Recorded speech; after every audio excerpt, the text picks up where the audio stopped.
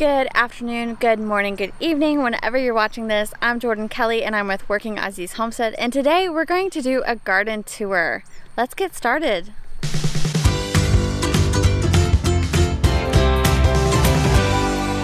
So, starting with our chickens here. We have these chickens in the front of our house. Our neighbors probably think we're crazy. People driving down the road probably think we're crazy. That's okay. We're the crazy people with the chickens in front of our house because it's right next to the garden. So it's the perfect, ultimate permaculture move to have our chickens here making compost right in front of the house that we can later put onto the garden. It's also very handy when we are weeding the garden or when we're pruning some of our plants. We can just throw them in there.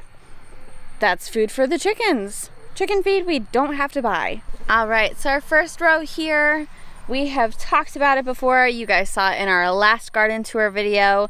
We just covered this up so that we can turn all of the weeds and the onions and garlic that didn't grow in here back into green manure for us to use. Make this spot nice and fertile for the next round of plants that are going to be planted here. In our last video, you also got to see the corn.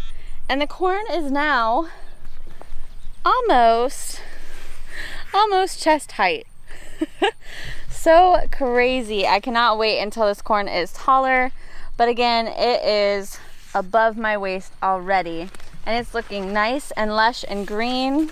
Now we do have a little bit of pest pressure in here. We had one of our extension agents, who is the horticulture agent for Harnett County, come out and take a look at these. She was going to take some photos and kind of get back to us about what might kind of be attacking our corn plants. The only thing is that it's not every plant, it's very random. So she was gonna check that out for us and get back to us. She came just the other day. So we will look forward to getting that response from her. Again, even these corns on the end that have not gotten as much water still come up to our hips. So that's super exciting. We had a casualty last night, early this morning, and then most of today. We've had a couple really heavy rainstorms come through. They don't last long, but we had a casualty. This poor zucchini plant broke right at the base. But look at these other squash plants in here. So I don't know if Josh brought it up, but in this row here, we alternated with 3 different types of squash. We had our Black Beauty zucchini, we have crookneck squash, and then we also have mint pan patty squash.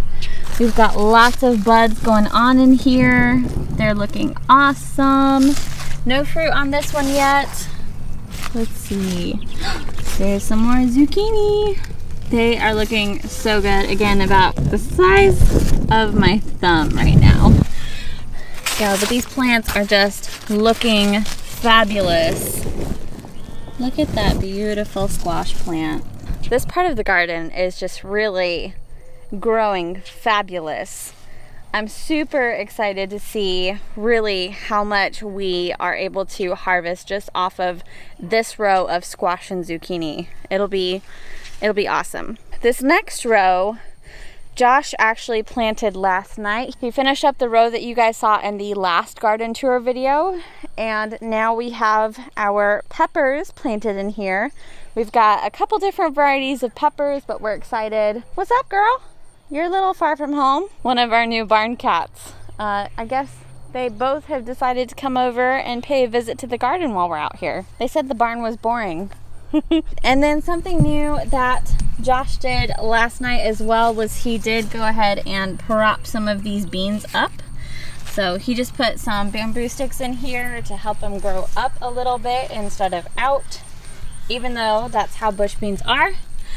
And there is the beginning of a tiny, tiny little green bean plant right here. There's another little one. Plant. Ooh, there's one growing pretty big already. Let's see. So I showed you guys some of the squash. I'm not quite sure what some of these are. We don't know if it was hybrid or not, so we know exactly what seeds we planted because we saved seeds from our squash plants last year, and they didn't look like these squash. So we are both very interested to see what these squash actually are once we go to harvest them, and only time will tell. Let's move on to the next row. We have our cattle panel with our peas and then our spinach and radishes. These are just about ready to come off of here. So they are still filling up a little bit. So we've got some nice peas in here. There we go. Some nice sweet peas. They're like the perfect garden snack. I feel like if any of you out there are not growing peas, grow peas just to snack on while you're gardening. Because as you can see, I can pop it open with one hand and then you just eat them and they're delicious. Right? Are they your favorite garden snack? Yes, they're totally my favorite garden snack. Like I said, you just throw them your scraps and they're like, oh yes, more food. We still have our lettuce and carrots working in here. The lettuce grows back so nice. We have harvested about 4 times off of this lettuce already this season, and it just keeps coming back, and it's beautiful and delicious and crunchy, and it's got just so much flavor. So it's been a great salad. I think one night Josh actually cut it up and roasted it with some potatoes. It was so good. So good. It crisped up really nice. As of 2 days ago, we have some new additions in the garden. Say hello to my little friends. That's right. We got more rabbits in the garden. These guys are working in our garlic row that obviously has all of the weeds. So it's perfect because they are going to eat everything in here and leave behind their wonderful manure. So these are actually Roma tomatoes that we're planting, and we've got this trellis system here, as you can see. That's about as tall as I am. We'll run a string from these bamboo sticks that are in the ground, and they will go up and tie up here so I can just twirl the tomato around. These being Roma tomatoes, they are determinate tomatoes, so I won't be pruning these, and they probably won't get too high. But we do have some indeterminates inside, so they work better with this because they continue to grow.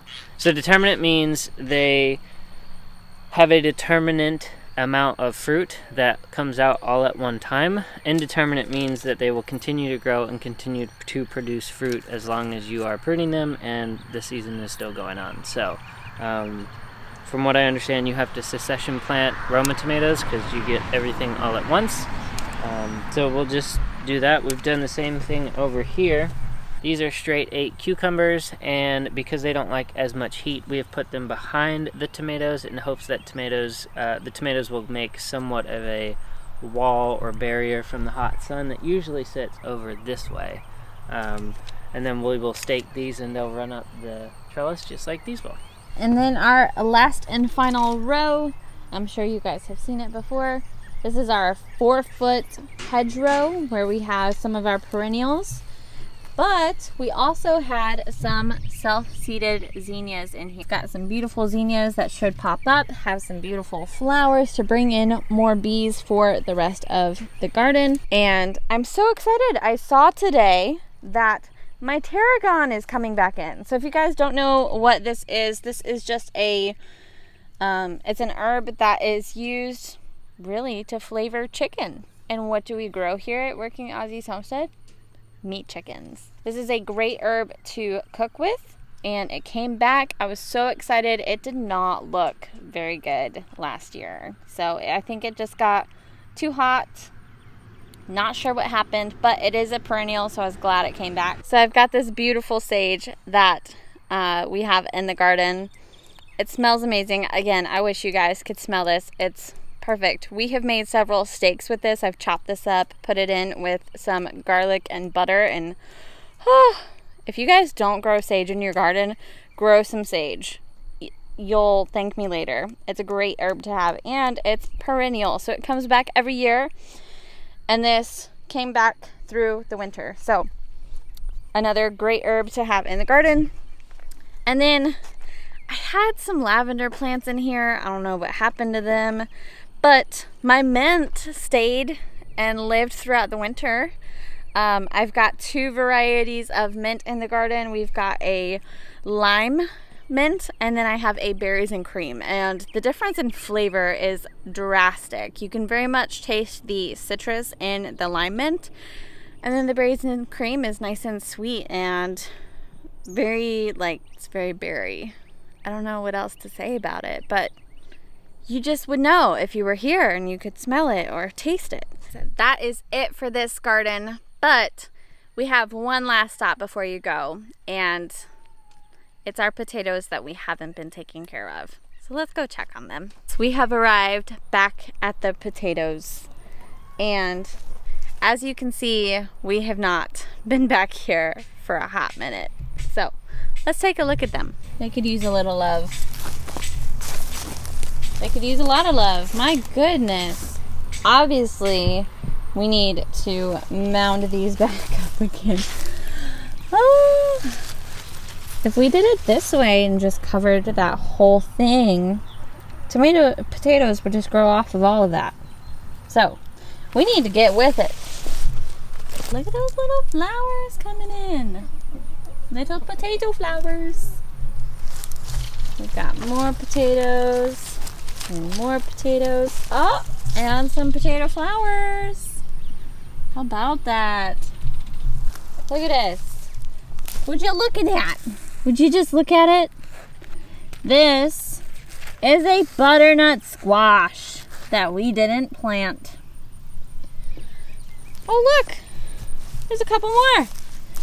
Another one here. Another one right here.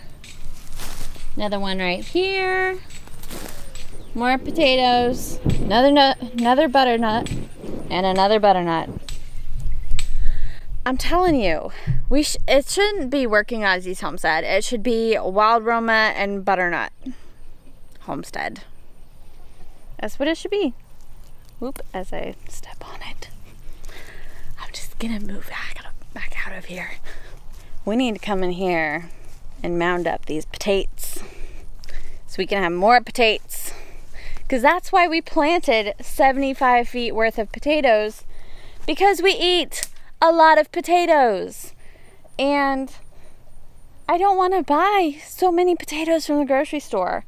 Our few helpings of potatoes that we harvested last year were amazing, and I really want some more this year, but more. I want to have more meals worth of potatoes. So we need to mound them up so we can have all of the potatoes. All right, guys, well, thank you so much for joining me today on our garden tour here in Zone 8A, just outside of Dunn, North Carolina.